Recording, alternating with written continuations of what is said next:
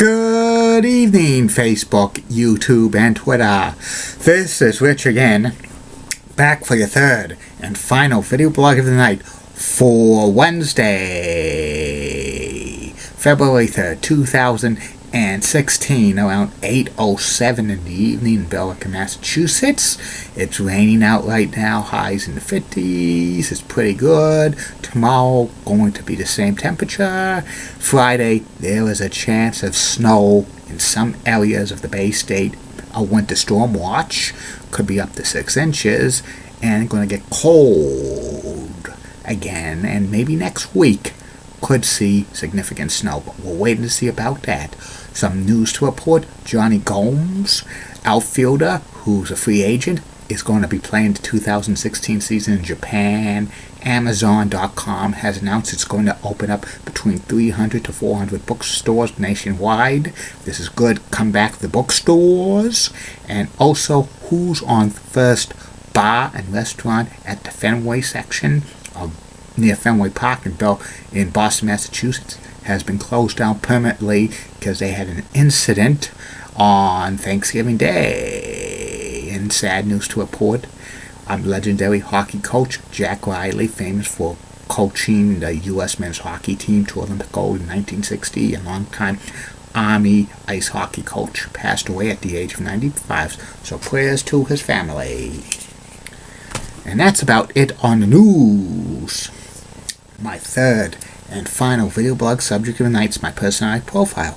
Tonight's personality profile is one of the most popular New England Patriots players of all time, Troy Brown. Troy played his entire 15-year career with the Patriots, and he was a great wide receiver, but he had like a great career, second half of his career. He became a starter halfway through and became very dependable. Troy was born and he grew up in Barnesville, South Carolina. And he was born in Barnesville, South Carolina, and grew up in Blackville, South Carolina. He played football and track and field in high school. He played wide receiver and punt return specialist, and a pretty good football player.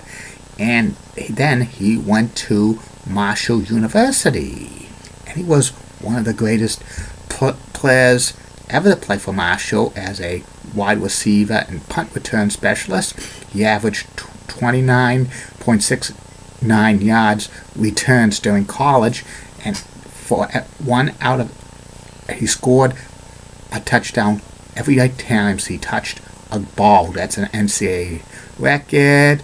And he majored in computer science. He won a couple of championships with Marshall because they were Division I AA at the time, which now it's FCS school.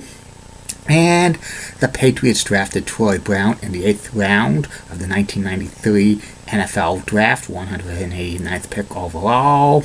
He played all 15 seasons with the New England Patriots, and for the first few years he was like on and off the team. He got cut, but he came back, but he was basically kind of a backup wide receiver and punt return specialist. He did not become a regular starter for the Patriots until 2000. He played some games, but it was basically a backup. Some games he started, but other times he just came off the bench. But when he was a regular star in 2000, he put up some amazing stats. 4 seasons, he had 500 or more yards receiving, and also 10 times he averaged 10 or more yards per season. He had 10 seasons of doing that. Every catch he would average at least 10 yards. 3 times he had 80 or more receptions seasons, and he played in 1 Pro Bowl. 1 time he was All-Pro team. He won the Ed Block Award in 1998. He played on 3 Super Bowl champions, 2001, 2004, and 2005. He made the New England Patriots All-2000 team, and also the New England Patriots 50th anniversary team.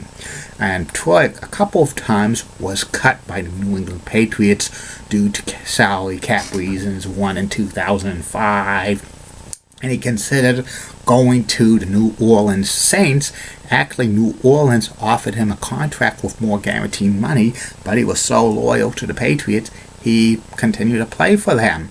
And he played for them until 2007. And he retired after the 2007 season. He was offered by the New York Jets to play in the 2008 season, but he decided to retire.